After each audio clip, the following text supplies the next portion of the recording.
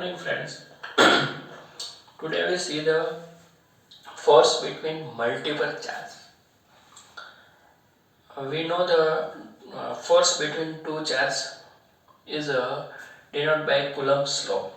But when the more than two charges is there, we calculate the force on one charge due to the rest of the charge.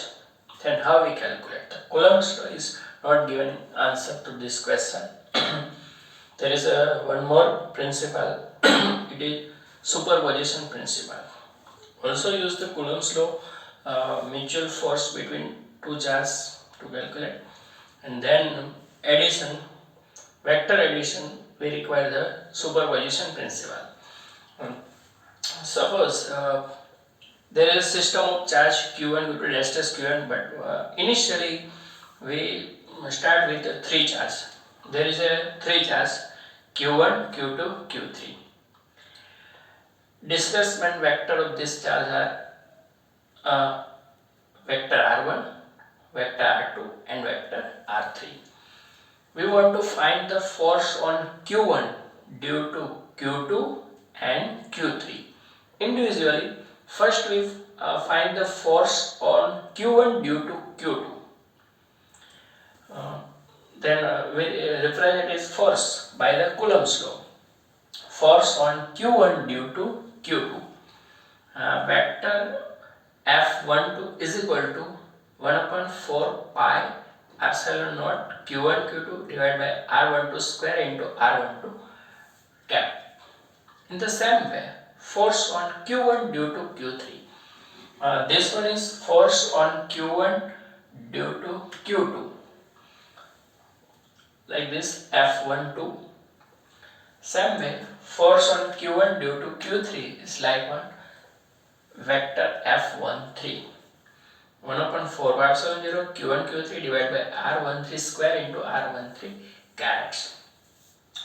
The total force, thus the total force on Q1 due to Q2 and Q3 is given as vector F1 is equal to vector F12 plus vector F13. This is the rule of addition of vector. Graphically, you know the parallelograms law. Addition of two vectors using the parallelograms law is like this. Now the vector F12 is equal to 1 upon 4 pi epsilon naught Q1 Q2 divided by R12 square into R12 caret plus F13 is equal to 1 upon 4 pi epsilon 0 Q1 Q3 divided by R13 square into R13 caret.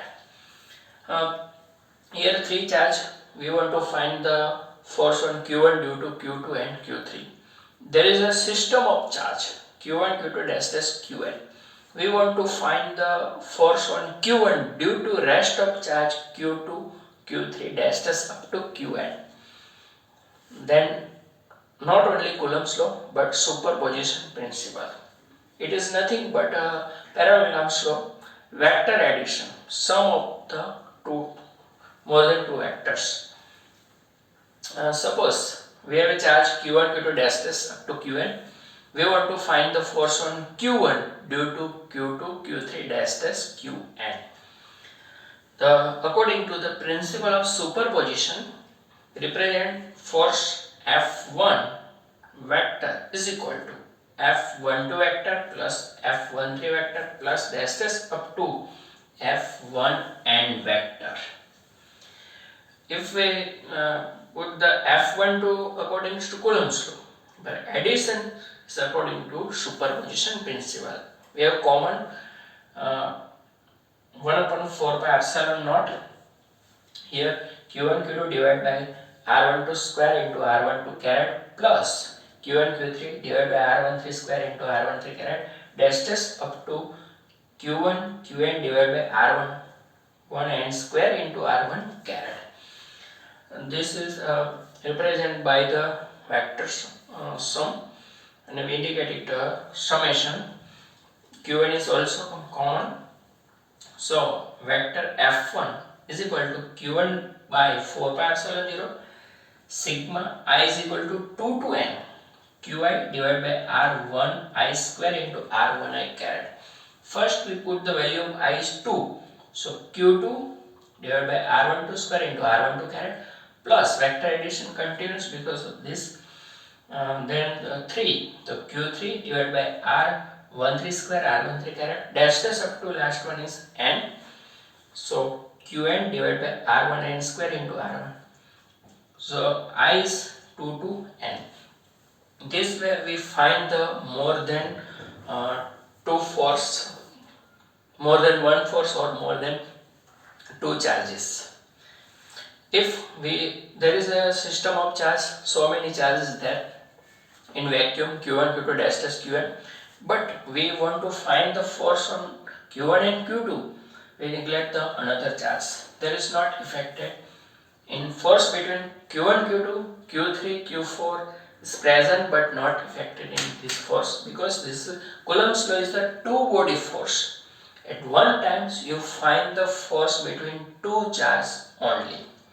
Then after another, and then at the end you vector addition sum of all forces.